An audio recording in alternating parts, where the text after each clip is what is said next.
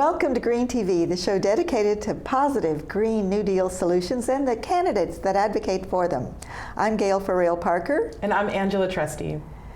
Green TV is about positive Green Party solutions, eco-capitalism, prices must tell the environmental truth.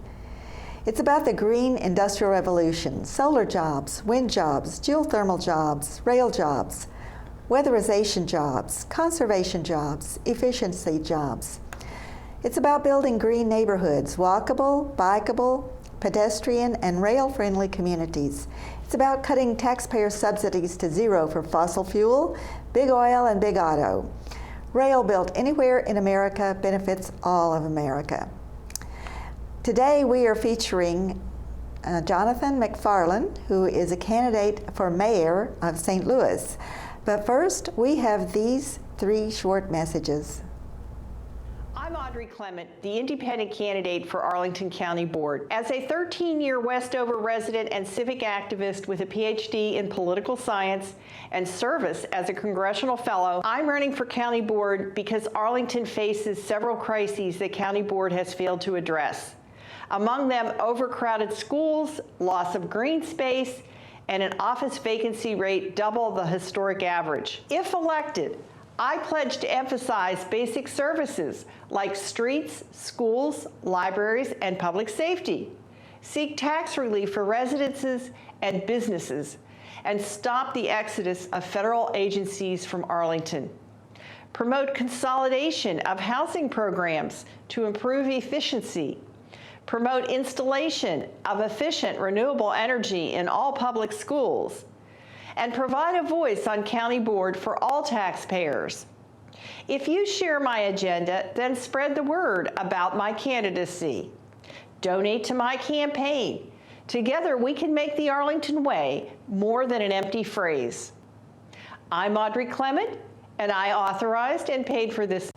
Ron Fisher is asking all candidates for public office to make implementing the UN Sustainability Development Goals target action plans part of their platform on both the state and local levels. Ron Fisher is a retired U.S. Navy captain and former nuclear submariner and engineer, a pacifist who advocates for the elimination of all nuclear weapons. Ron Fisher is a father, a husband, a grandfather, and the executive director of peoplenow.org, an independent Green candidate for delegate to Virginia's General Assembly from the 49th District. Ron Fisher supports renewable energy and more trains, less traffic. Vote for more trains, less traffic on November 7th. Vote for Ron Fisher. I'm Ron Fisher, and I authorized and paid for this message. In 2005, Gail Farrell-Parker's More Trains, Less Traffic campaign made Gail the first candidate in Virginia to run on the platform for rail. Gail is the first candidate in the nation to run for public office on a campaign advocating for rail as a national security concern that makes the U.S. independent of fossil fuels and makes our air and water healthier. As an on-ballot candidate, Gail advocated for rail in 11 consecutive campaigns, including 2 state-level campaigns for U.S. Senate, and encouraged other candidates to include rail in their platforms. In addition, Gail serves the environment through renewable energy advocacy, and as she picks up steam, the rail platform now champions the handicapped and the elderly. A proud Air Force veteran, civil servant, mother, and grandmother, Gail is on a mission to show that rail built anywhere in America benefits all of America. 33,000 Americans are killed on our roadways every year. 430,000 Americans are injured or maimed on our roadways every year. Every year. Rail is safer. Rail saves lives. Rail cuts dependency on fossil fuels. We can build high-speed rail nationwide for half the total cost of rebuilding roadways and bridges. Rail is fiscally conservative and socially responsible. If you share Gail's belief that every American deserves a say in the decisions that affect their lives, spread the word about this positive solution to today's issues and climb aboard our campaign for rail and renewable energy. These petition signatures were collected from thousands of Americans for more trains and less traffic. I'm Gail Farrell-Parker, and I approved this message. Three great candidates looking to bring positive solutions to their communities. Let's continue talking about rail. Rail can bring the community, the economy, and people forward. In fact, good news for Virginia voters and anyone interested in some Amtrak news. Long anticipated new Amtrak and boarding platforms are under construction in Roanoke, Virginia. Construction began early in 2017, and trains can be expected to be running as early as September or November, enabling service directly to Roanoke from the National Capital Region and returning in a timely manner. In fact, they're expected to bring 2 trains a day planned to Roanoke and back. Let's watch this short clip to learn a little bit more about what Roanoke, Virginia has to offer.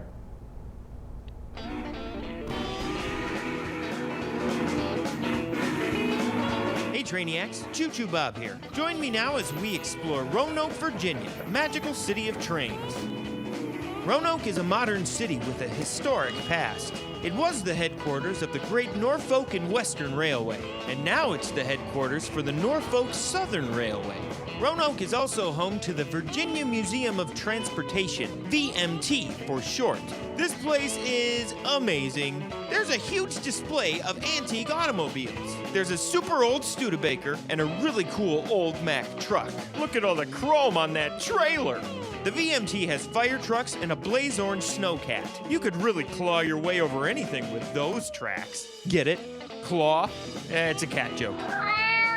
There's also some airplanes inside the museum. Hop inside and see for yourself. Be sure to check out the giant model railroad while you're there too. It's a beauty. Best of all, the VMT has tons and tons of real trains. Here's the Norfolk and Western 1218. This is an articulated steam locomotive with a 2664 wheel arrangement. Built in 1943, it was the strongest pulling steam locomotive of its time. It hauled heavy coal trains and sometimes passenger trains. One of the VMT's newest additions is the Norfolk and Western 2156. With a top speed of 50 miles per hour, the 2156 used to haul coal and heavy freight through the Appalachian Mountains.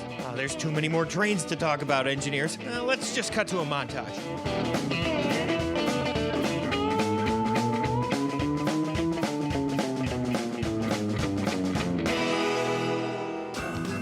Some pretty cool stuff, but obviously the most exciting train in Roanoke, Virginia is the Norfolk and Western J611. In 2013, the VMT started the Fire Up 611 campaign to restore the old locomotive to operational status, and let's just say it was a huge success. In early 2015, the 611 hit the rails once more and has been taking trainiacs on excursions throughout the eastern United States.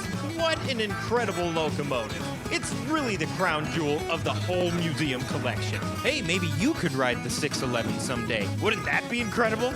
Wow, the Norfolk and Western J611 and the Virginia Museum of Transportation. 2 great reasons to visit Roanoke, Virginia, magical city of trains. You're watching Green TV. Since the end of Reconstruction, there have been a total of 30 U.S. senators, 111 U.S. representatives, and 28 governors elected that weren't affiliated with a major party. There are currently 2 independent U.S. senators, King and Sanders, and 4 non-legacy party major city mayors. Hundreds of third-party official office holders exist at the local level, including those in nonpartisan positions who are affiliated with a third party. Those include 146 Libertarian Party members and 131 Green Party members. Today, we're talking with Johnathan McFarland of St. Louis, Missouri, who is running for mayor. Yes, I'm here. I just want to say that the election had already happened, so I am no longer running for mayor. Oh, I'm sorry. I thought it was the November election. Oh, no. It was April 7th. April the 7th. Okay, well, can you tell us a little bit about your experience? First of all, though, tell us a little bit about you, Johnathan, and then tell us about your experience running for mayor. I am a father of 2, married to my lovely wife, Katie Gore, and I'm a very concerned citizen. I was an activist. That's how I got started in politics. I learned that, in order to get the things that we want. We have to put people in office that have our desires at heart. And so I was asked many times and told many times that I'm one of the people that should be running for office, and I always said, no, it shouldn't be me. It shouldn't be me. And suddenly it happened, and I'm never looking back. I wonder, that's a really interesting thing to hear. I think that a lot of people can find themselves in a situation where they say, oh, someone else will do this. And then you kind of say, well, I guess that someone else is me. So I'd love for you to tell us a little bit about, what about the Green Party kind of ignited that passion in you, and that had you say, okay, yeah, Johnathan, I'm gonna do something about this? Well, I used to help run Democratic. I've ran some Democratic Party senatorial races around the country, and I just was kind of, I guess, dismayed by the politicians who were running, because they were typically well-to-do. They had own corporations, and it seemed to me their interests seemed to were more in corporate profits than the people's interest. And so, I was kind of disenfranchised by being in the inside of these Democratic Party campaigns. So when I got back to St. Louis, I had already been very well acquainted with the Green Party, when I just started working with the Green Party to help put together some campaigns. And then as I was doing that, I was asked to start running them or start running for office as a Green Party on the Green Party ticket. Okay, wonderful. So you have not been with the Green Party very long, Johnathan? Well, I've been with the Green Party now, almost 8 years now. It was a little bit more than 8 years. And I'm very well acquainted with everything in the Green Party. We had some great pushes across the state to get us across the state to get us on the ballot, to get ballot access. And we did a lot of petitioning for that. We have pushed many other petitions at the same time, and I'm very happy with the situation that we're in right now, and as a party in the state of Missouri. Tell us about that. We'd love to hear. We know we just a few moments ago had an opportunity to speak with a candidate in Montana. He talked a little bit about what things are like in Montana. Tell us about what's happening with the Green Party in St. Louis. Well, St. Louis itself is in the state of Missouri. We are a very liberal city, and so the Green Party typically does way better in this city than the Republican Party, but Democrats typically win office seats. So me running for office has really put a bug in people's ear about what options are available to people, and what we could do to really get our agenda met, or get what we want out of our public officials. And so, and me talking to people in the city has been great. People love the Green Party ideas, and they love the young people. The young people coming into the Green Party now is very inspiring to so many people across the city. And for the state is typically a Republican state, and so when we have ran statewide candidates, we end up doing very well, but we typically don't. Well, we haven't won yet, but we're still working on that. We're still building up the notoriety of the Green Party across the state, and people are very interested in what we're doing. Republicans and Democrats alike are very interested in the Green Party right now, and just looking for a third option or another option, because I know the Libertarian Party is also building up, and I'm glad they are, because we need as many parties as we can to really emphasize the wide perspective of the citizens in the United States of America. Mm-hmm. Johnathan, does the Green Party have ballot access in Missouri? Can they put their candidates on the ballot through the nomination process, or do the candidates still have to collect petition signatures in order to run for office? No, we have ballot access for the next 4 years guaranteed. So we will again be running candidates for offices across the state. In the next 2 years, in the midterm elections, we will be doing that. And in the next 4 years, we plan on doing it again, and hopefully we'll have some very good candidates on the ticket. So that messaging, we have to improve our messaging. We have to get it out there in a way that is very impactful and let people know that we stand on their side all the time. And so we're working on that. We're a building party. We're growing, and nothing's going to hold us back. I see. And Johnathan, do you have an elevator's speech, like a 60-second elevator talk that you usually give? So when talking to people, I would address the situations of a stadium. The stadium would only pay part-time, would hire part-time employees, and they'd be seasonal. And so we needed something that'd be more permanent. So my idea for an amusement park was to incorporate a lot of artists and some river boats and some year-round attractions for tourists and for the citizens in the city, so we can actually hone in on our historic significance and our ability to just bring people to the state to produce more revenue for our city, because we having a financial crisis. We are always in a financial crisis because we don't have the money to really pay for the services that we need, and so we always borrow from the state and from the federal government, and we can end that. And so my ideas were very inspiring to a lot of people. And I also had another idea for St. Louis River Energy Project, which is to use turbines and caissons, which, because the Missouri River flows at 1.2 miles per hour, we needed to really turn a turbine and get an efficient amount of electricity from it. You need at least 15 miles per hour. So my idea was to bring water up into a reservoir and to then allow it to go down to turn the turbines at a greater speed. And in doing so, you can also cool down the turbines, keep them cooler, which allow, because 15 miles per hour was the lowest speed for a wind turbine, because they tend to get really hot. And at 15 miles per hour, they stay at a moderate temperature, which keeps them from exploding.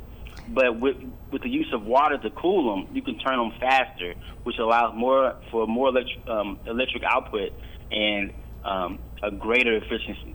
And so these ideas came across strong for a lot of our developmental sectors, a lot of engineers, a lot of the schools in our area. They are very interested in helping and working with me, and I'm right now continually building those ideas, hoping to raise enough money to get those ideas started before the next elections, and that way, and that's how I see the Green Party building right now.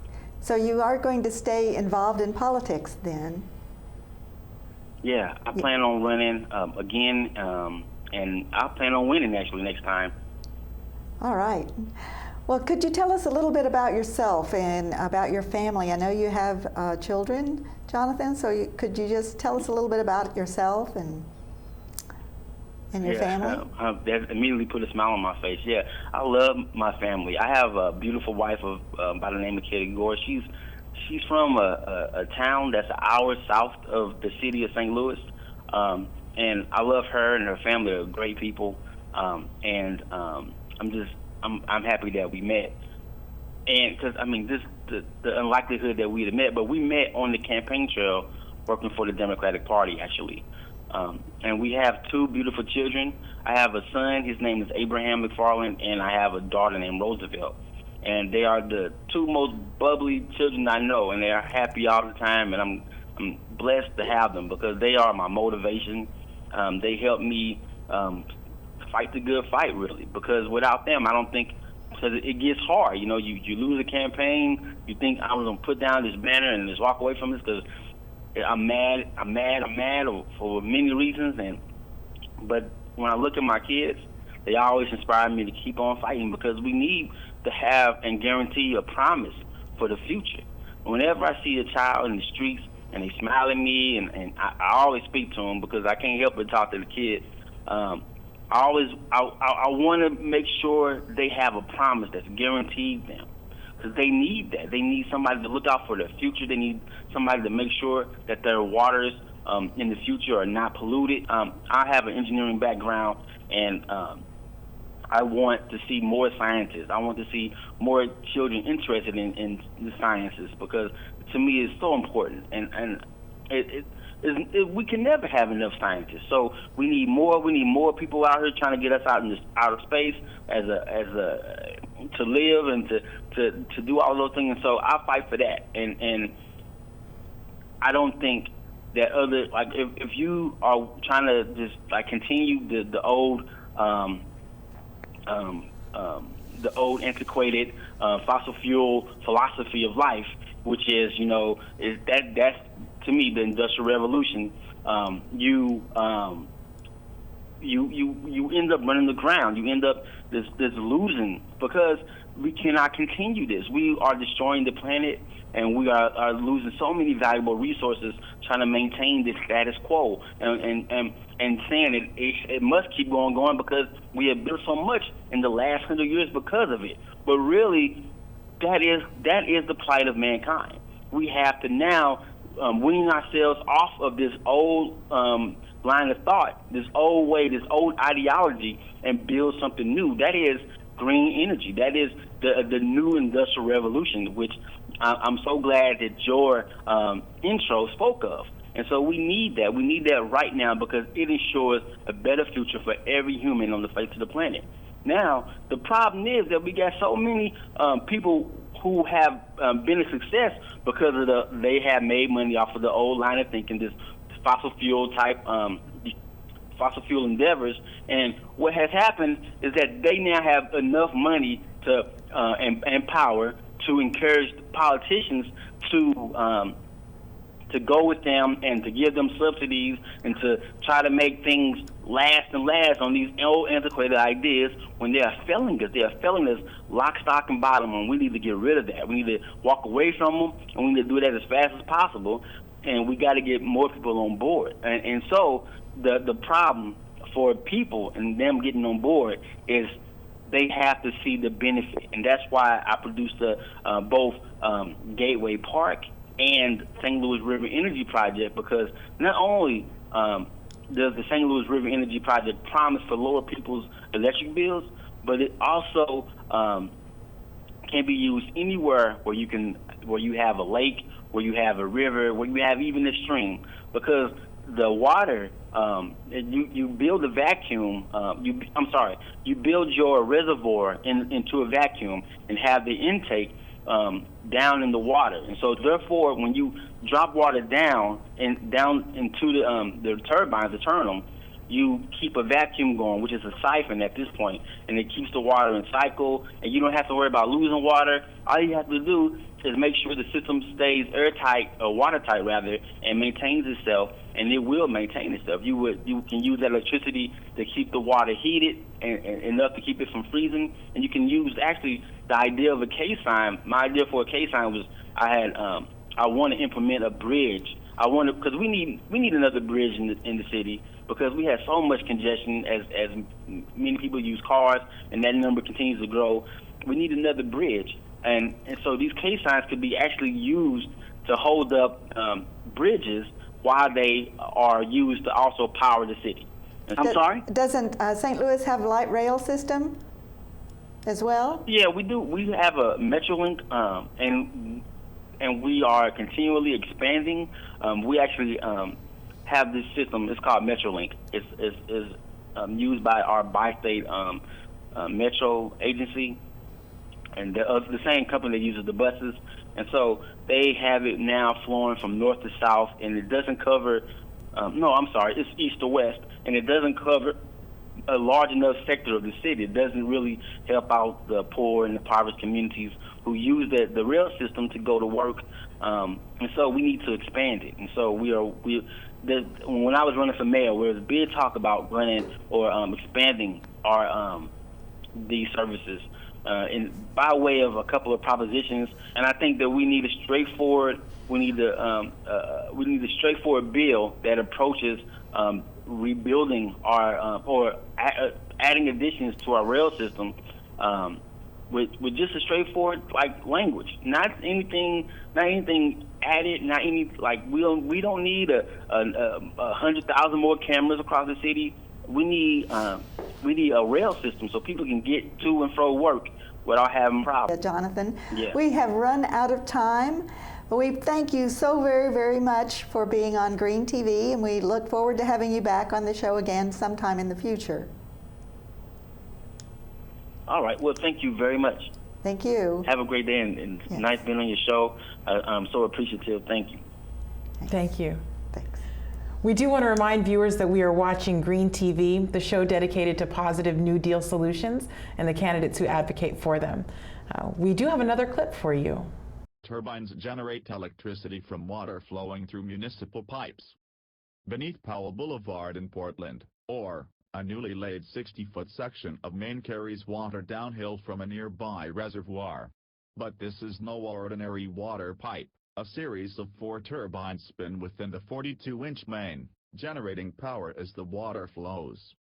Drinking water and sewage systems account for between 3 and 4% of total U.S. energy consumption and absorb up to 40% of municipal energy budgets, according to the EPA. The Lucid pipes, created by Portland-based startup Lucid Energy, help address both of those challenges.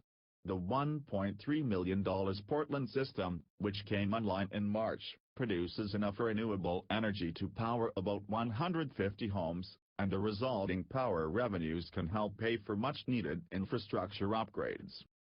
The Lucid pipes work by taking advantage of gravity-driven flow. The turbine's felt aerodynamic blades skim off surplus pressure from the moving water rather than impede it the way a conventional hydropower turbine would. Our system is based more on the science of a wind turbine or an airplane wing, says Lucid Energy CEO Greg Semler. And it brings none of the environmental impacts that come with hydropower from damped rivers.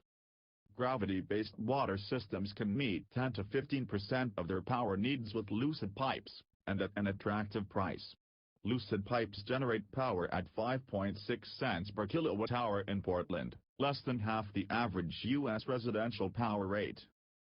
Semler estimates there is enough spare pressure in U.S. and Canadian water systems to support several thousand installations like Portland's.